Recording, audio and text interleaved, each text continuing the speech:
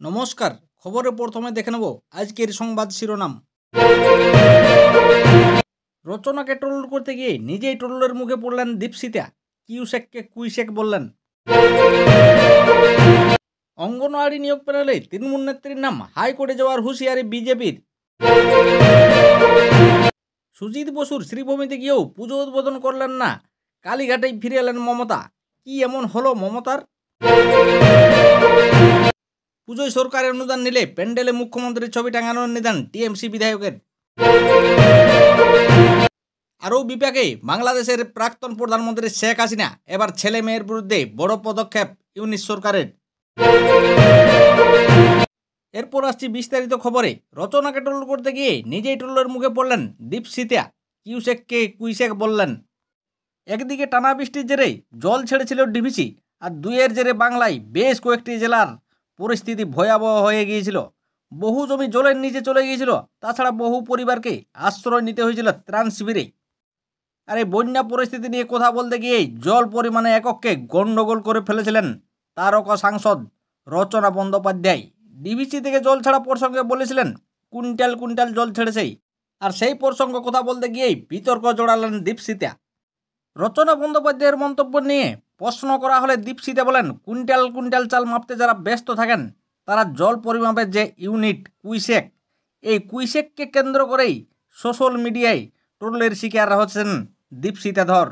আর এখন দুজনকে কেন্দ্র করেই হাসির খোরাক হয়েছে সাধারণ মানুষের কাছেই। এরপর আসছি পরবর্তী খবরে। অঙ্গনওয়াড়ি নিয়োগ প্যানেলে তৃণমূল নেত্রীর নাম হাইকোর্টে যাওয়ার হুঁশিয়ারি বিজেপির। বীরভূমের অঙ্গনওয়াড়ি কর্মী নিয়োগের প্যানেল লিস্টে নাম রয়েছে বীরভূমের দুবরাজপুরের মহিলা তৃণমূল নেত্রী মুনমুন ঘোষের। আর এ নিয়েই কিন্তু রাজনৈতিক মহলেই চর্চা শুরু হয়ে গেছে। মুনমুন ঘোষ বর্তমানে বীরভূম জেলা পরিষদের সদস্য, আবার তিনি স্থানীয় স্বাস্থ্য দপ্তরের অস্থায়ী পদেও নিযুক্ত রয়েছেন। যদিও মুনমুন ঘোষ এই দাবি উড়িয়ে দিয়েছেন, তবে মুনমুন ঘোষ দাবি করেন, আমি স্নাতক পাস করেছি, তাছাড়া কলেজ লাইফ থেকে রাজনীতি করি, রাজনীতি এই আমার নেশা, তার মানে এই নয় যে আমার কোনো যোগ্যতা নেই। তাছাড়া তিনি মনে করেন আমি পড়াশোনা করেই এই কাজটি পেয়েছি। যদিও এই ঘটনা তদন্তের দাবি করা হচ্ছে বিজেপির পক্ষ থেকে, কিন্তু বিরোধীদের পাত্তা দিতে চাইছেন না মুনমুন ঘোষ। তবে ফের একবার দুর্নীতি ইস্যুতেই সরব হয়েছেন বিজেপি। ধ্রুব সাহা বলছেন, অঙ্গনওয়াড়ির সব চাকরি তো তৃণমূল লোকেরা পেয়েছে, সব তৃণমূল টাকা নিয়ে নিজেদের লোককে ঢুকিয়ে দিয়েছে, তৃণমূল কালচারে হচ্ছে এলোমেলো করে দিয়ে লুটে পুটে খাই। এছাড়া প্যানেল বাতিল দাবিতে আমরা হাইকোর্টে যাব। আসছি পরবর্তী খবরে। সুজিত বসুর শ্রীভূমিতে গিয়েও পুজো উদ্বোধন না করেই কালীঘাটে ফিরে এলেন মমতা। কি এমন হলো মমতার? লেকটাউনের শ্রীভূমি স্পোর্টিং ক্লাব রাজ্যের দমকল মন্ত্রী সুজিত বসুর পুজো বলে পরিচিত। মঙ্গলবার সেখানেই মুখ্যমন্ত্রী শারদা উৎসবের সূচনা করতে গিয়ে বলেন, আজ উৎসব উৎসারিত হলো। এরপর মুখ্যমন্ত্রী বলেন, অনেকেই বলতে পারেন পিতৃপক্ষের পুজোর উদ্বোধন করে দিলেন, কিন্তু আমি তেমন নই। ধর্ম সম্পর্কে আমার যথেষ্ট জ্ঞান আছে, তাছাড়া আমার বাবা নিয়মিত চণ্ডীপাঠ করতেন। গত বছর পুজো উদ্বোধনে অভিযোগ উঠেছিল মহালয়ার আগে থেকেই ভার্চুয়ালের মাধ্যমে পুজো উদ্বোধন শুরু করেছিলেন মুখ্যমন্ত্রী, কিন্তু শাস্ত্রের নিয়ম দেখিয়ে কেউ কেউ দেবীপক্ষের আগেই পুজোর উদ্বোধন করা নিয়ে প্রশ্ন তুলেছিলেন।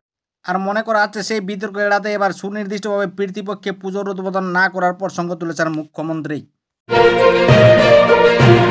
আসছি পরবর্তী খবরে। পুজোয় সরকারি অনুদান নিলে প্যান্ডেলে মুখ্যমন্ত্রীর ছবি টাঙানোর ফরমান টিএমসি বিধায়কের। অনেক ক্লাবেই এবার সরকারি অনুদান না নিয়ে পুজো করছেন, তবে যেসব ক্লাব পুজোয় সরকারি অনুদান নিচ্ছে আর সেই ক্লাবে মুখ্যমন্ত্রীর ছবি টাঙানোর ফরমান দিলেন ভাতার তৃণমূল বিধায়ক মান গোবিন্দ অধিকারী। তৃণমূল বিধায়ক বলেন, যে টাকাটা দিচ্ছে তার ছবি যেন প্রত্যেকটা প্যান্ডেলে টাঙানো থাকে, তাছাড়া মুখ্যমন্ত্রীর কাছ থেকে টাকাটা নিচ্ছেন আপনারা, আর সরকারের টাকা, আর মুখ্যমন্ত্রী হচ্ছে সরকারের লোক। অনেকে টাকা নিচ্ছেন কিন্তু মুখ্যমন্ত্রীর ছবি টাঙাচ্ছেন না, তাছাড়া যারা মুখ্যমন্ত্রীর ছবি টাঙাবেন না তাদের অনুদান না নেওয়াই ভালো। তবে এই ফরমান নিয়ে রাজনৈতিক মহলে নানা বিতর্ক শুরু হয়েছে। সরকারের টাকা মানে জনগণের করের টাকা, আর সেই টাকা থেকে পুজো অনুদান দেওয়া হচ্ছে, তা নিয়ে ফরমান দেওয়া তৃণমূল বিধায়ককে এই প্রশ্নই উঠেছে নানা মহলে। আসছি পরবর্তী খবরে। আরও বিভাগে বাংলাদেশের প্রাক্তন প্রধানমন্ত্রী শেখ হাসিনা, এবার ছেলে মেয়ের বিরুদ্ধে বড় পদক্ষেপ ইউনিস সরকারের। শেখ হাসিনা এখন ভারতেই, তার কূটনৈতিক পাসপোর্টও বাতিল করছে বাংলাদেশ সরকার। কূটনৈতিক পাসপোর্টের দৌলতে তিনি ভারতে ৪৫ দিন থাকতে পারতেন, আর সেই সময়ও পেরিয়ে গিয়েছে। এবার বাংলাদেশ সরকার আরও একটি পদক্ষেপ করল শেখ হাসিনার বিরুদ্ধে।